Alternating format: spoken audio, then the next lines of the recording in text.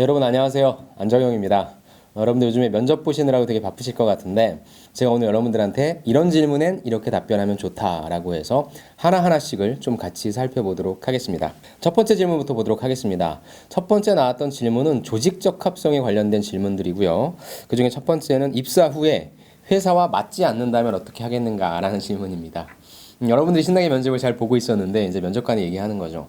근데 안정영 씨가 되게 좋아하는 일이고 좋아하는 회사라고 해서 생각해서 들어왔는데 막상 근무를 하시다가 이게 잘 안 맞는다고 생각하시면 어떻게 하시겠습니까? 라는 질문입니다. 저는 이 질문은 여러분들을 압박하는 질문이라고 생각하고요. 이런 질문 같은 경우에는 답이 정해져 있다고 합니다. 그래서 저는 이걸 답정질이라고 해서 답이 정해져 있는 질문이다라고 생각합니다. 답은 뭐겠어요, 여러분들? 일단 맞추려고 노력한다는 얘기를 해야 되겠죠. 그렇죠? 왜냐? 직장 생활을 하려고 들어온 부분인 거고 여러분들이 설령 제가 조금 만약에 해봤는데 이 직무가 저랑 맞지 않는다면 이 회사와 저의 어떤 가치관이 맞지 않는다면 그만두겠습니다. 라는 지원자를 누가 뽑겠냐는 거죠. 그래서 일단은 여러분들이 맞추겠다 하는 이런 노력을 얘기해 주시는 게 좀 중요할 것 같아요. 그렇다면 저는 이런 압박 면접에 나올 때 여러분들한테 항상 어떤 상황을 좀 세분화시키라고 합니다. 예, 면접관님, 그러면 제가 어떤 부분에서 맞지 않는지, 일단 뭐 이 직무가 저랑 맞지 않는 건지, 아니면 아까 말씀드린 것처럼 어떤 회사가 맞지 않는 건지 그 이유를 한번 찾아보도록 하겠습니다. 라고 일단 세분화를 시켜주세요.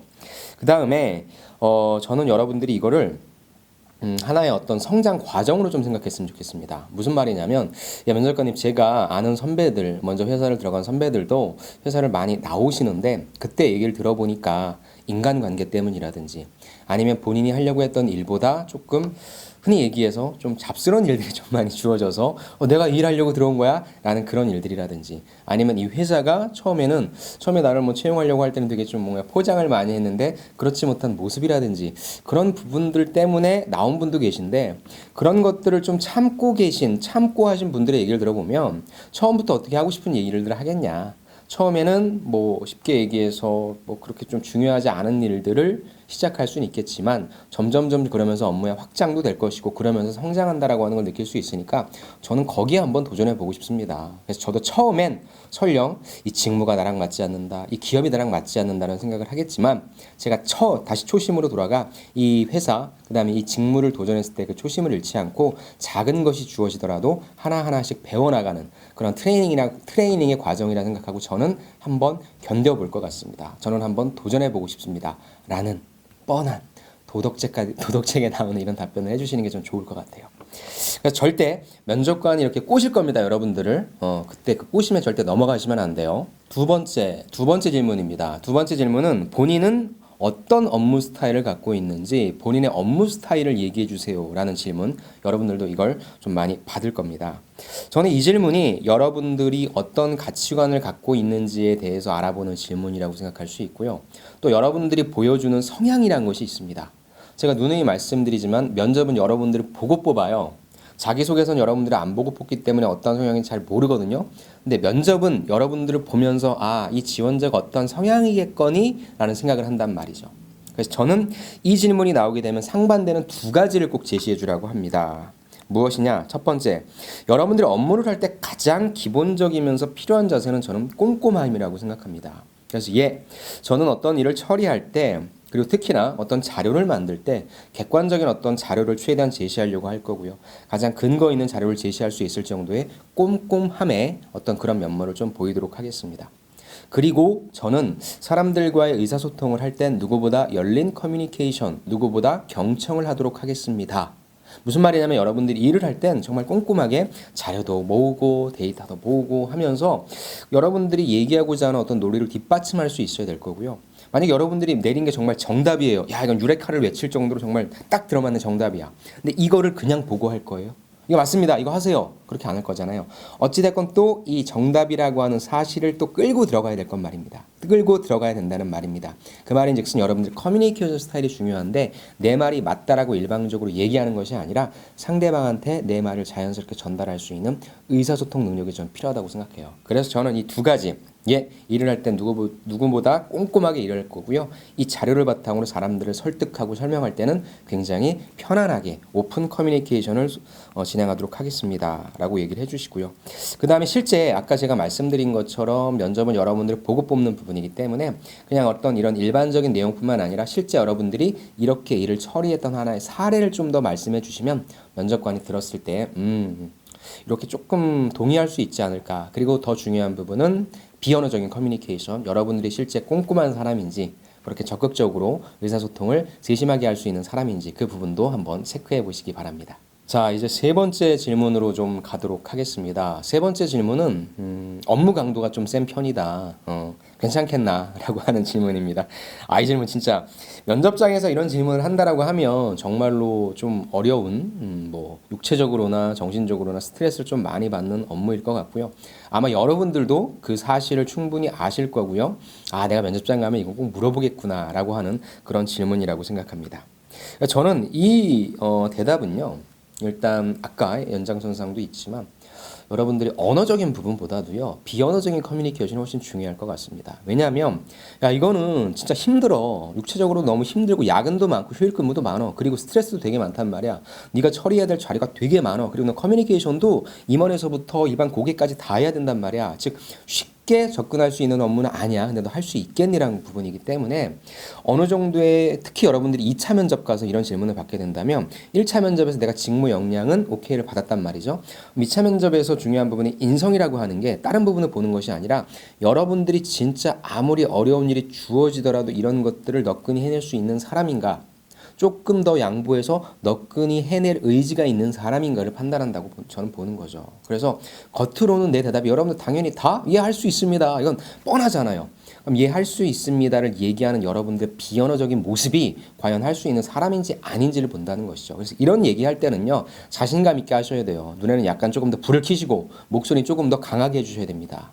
거기에서 면접관으로 하여금 느낄 수 있게 만들어줘야 된다는 거죠. 첫 번째, 당연히 가능합니다, 면접관님이라고 먼저 주제를 말씀해 주셔야죠. 그런 다음에 저는 여러분들이 여기에서 내가 이 직무를 잘 알고 있다라고 하는 어떤 시그널을 던져줘야 될 것 같아요. 그럼 여기서 직무 분석 다시 한번 했으면 좋겠어요. 면접관님, 전 당연히 가능합니다. 제가 지원하고자 하는 이 직무는 어떤 일을 합니다. 라고 얘기하면서요.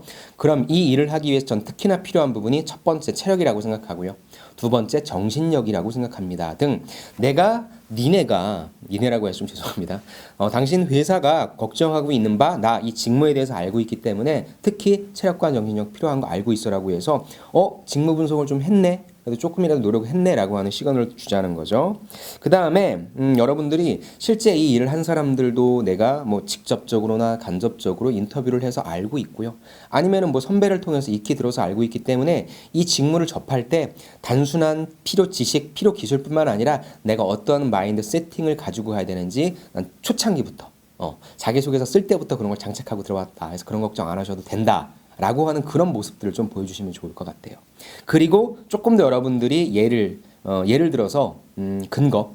그러니까 여러분들이 이거에 대해서 내가 잘할 수 있다라고 한다면 사실 근거가 많이 필요하잖아요. 그래서 역시 이렇게 일을 했던 근거에 대해서 얘기를 해주시면 좋을 것 같습니다. 모든 지원자들은 다 잘한다고 할 거예요. 하지만 회사 입장에서도 압니다. 이거를 계속 어떤 지원자를 뽑아서 신입사원을 이렇게 오퍼레이팅 시켜봤더니 많이 나가 떨어진다는 것이죠. 그래서 그걸 익히 잘 알고 있기 때문에 말만 하는 지원자가 아니라 진짜로 할 수 있는 지원자인지 아닌지 솔직히 저는 이런 부분들은 어떤 면접관의 감이 작용한다고 생각하고요. 면접관에게 그런 명확한 감을 던져주기 위해서는 여러분들의 명확하고 자신 있는 모습, 스피치, 비언어적인 커뮤니케이션이 굉장히 중요할 것 같습니다. 그래서 꼭 이렇게 한번 준비해 주시기 바랍니다. 그 다음에 이제 네 번째 질문입니다. 네 번째 질문도 이런 질문들이 좀 나오더라고요. 우리 안정영 씨는 남이 하기 싫은 일을 한 경험이 있냐? 남이 하기 싫은 일을 했던 경험 좀 얘기해 주세요. 라는 질문입니다. 역시 이 질문도요. 여러분들 사실 소재거리는 너무 많죠. 여러분들이 진짜 하기 싫었고 여러분들이 피했던 일인데 마치 내가 한 것처럼 이렇게 얘기할 수도 있고요. 그래서 역시 저도 이 면접의 질문은 언어적인 부분보다는 비언어적인 부분이 또 중요하다라는 거죠.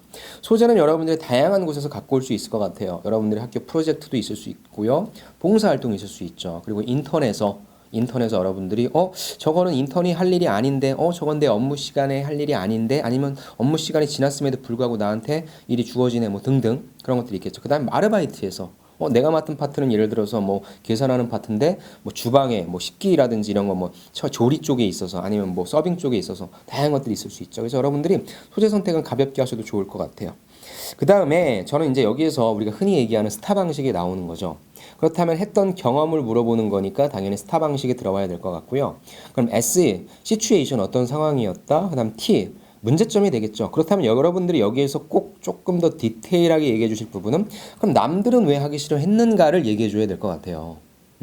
일이 굉장히 많아서인지 아니면은 뭐 업무적으로 접근하기 힘든 거였는지 아니면 여러분들의 단순한 어떤 육체 아니면 어떤 정신적 그런 부분들에 대한 걸 과도하게 요구했기 때문인 건지 남들이 왜 이 일을 하기 싫어하는지에 대한 이유를 좀 명확하게 밝혀주셨으면 좋겠습니다. 그 다음에 당연히 그렇지만 나는 이 일을 했다라고 하는 액션과 그 결과값이 나오게 되겠죠. 즉 결과값은 어찌됐건 해피한 값이 나올 테니까 저는 여러분들은 그렇다면 남들은 하기 싫어했는데 나는 왜 이 일을 하게 됐는지에 대한 이유를 밝혀주시고 구체적인 액션 플랜으로 들어가 주시는 거죠. 다시 한번 정리할게요. 여러분들 남들이 하기 싫은 경험에 대해서 얘기하라고 한다면 일단 소재를 생각합시다. 그래서 다양한 소재 중에서 하나를 끄집어 오시되 스타 방식으로 기술해 주시되 남들은 왜 이 일을 하기 싫었는지에 대한 이유를 제시해 주시고 그럼 나는 왜 반대로 이 일을 하려고 했는지에 대한 이유를 제시해 주시고 그 다음에 어떻게 했는지에 대한 구체적인 액션 그 플랜 그 부분에 대해서 얘기해 주시면 좋을 것 같습니다. 그리고 이제 중요한 부분이 여러분들이 저는 어떤 일이든지 책임감을 갖고 일을 하는 사람이었기 때문에 뭐 아니면 저는 항상 남들을 배려하자라고 하는 생각을 갖고 있었기 때문에 제가 기꺼이 희생했습니다. 등등 여러분들이 말하는 가치가 있을 겁니다. 역시 제가 처음에 언어보다 비언어라고 했죠. 그 가치를 말하는 여러분들의 모습과 그 가치가 일치하는지 이게 정말로 중요해요, 여러분들 면접은. 그래서 그런 부분들로서 여러분들이 보여지는지 안 보여지는지에 대해서 거울을 보시던 아니면 친구들한테 아니면 어디 가서 여러분들이 그런 모습들을 꼭 점검 받으시기 바랍니다. 다음에 5번째 질문은 우리가 이제 흔히 나오는 질문입니다. 뭐냐면 이제 상사 시리즈라고 해서 제가 상황 면접 질문도 굉장히 많이 만들어 드렸었는데 상사와 의견이 다를 때 당신은 어떻게 대처하겠습니까? 여러분들이 이런 상사 시리즈 딱 질문 받게 되면 이거 상황 면접이구나까지는 아실 겁니다. 그렇다면 저는 이런 상황 면접 같은 경우에는 어찌됐건 압박 면접이에요.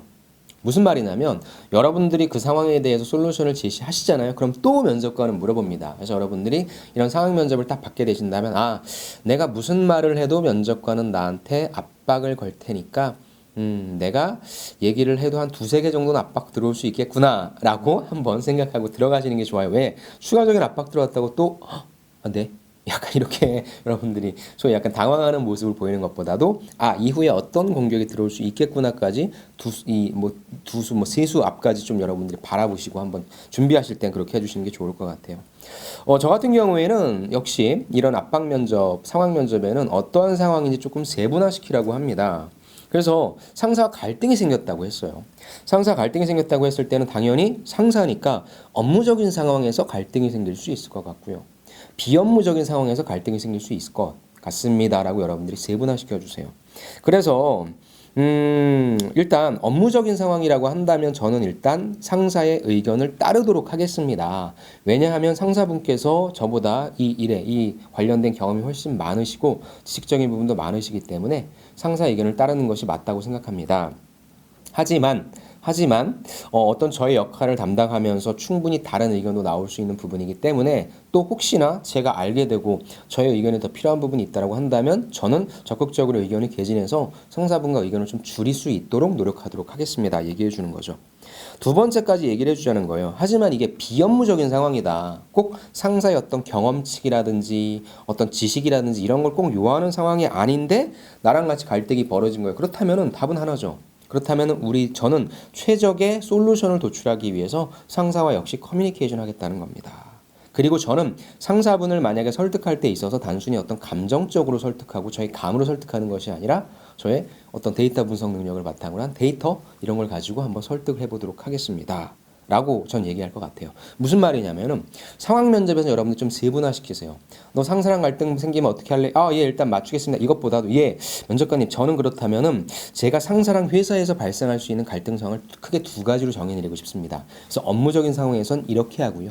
비업무적인 상황에선 이렇게 하도록 하겠습니다. 라고 세분화시켜 준다면 평가자 입장에서는 그래도 이 지원자 같은 경우에는 최대한 그 상황을 좀 가정해서 할 줄 아네라고 해서 1차원적인 것보다는 세분화시켜 주는 게 조금 더 긍정적인 평가를 받을 수 있고요. 하면 면접관은 그럼 또 거기서 빨리 찾으려고 할 거예요. 그럼 여기서 또 한 번 압박을 걸어야 되겠다. 당연한 겁니다. 당연한 거니까 압박이 걸릴지라도 당황하지 마시고 최대한 상황을 세분화시켜서 빨리 여기를 빠져나가자라는 전략으로 가시는 게 좋을 것 같습니다. 네, 이렇게 우리가 면접 때 자주 등장하는 질문 5가지를 좀 우선적으로 살펴봤습니다. 전 면접에는 정답은 없다고 생각합니다. 하지만 여러분들이 면접 답변을 어떻게 만들어낼지에 대한 궁금증, 고민이 참 많으신데요. 제가 드리는 이런 팁들을 좀 활용하셔서 저런 식으로 좀 구조를 짜면 되겠구나라는 인사이트만 좀 얻어가시면 좋을 것 같습니다. 모쪼록 여러분들의 면접 합격을 꼭 기원하고요. 저는 다음 시간에 찾아뵙도록 하겠습니다. 감사합니다.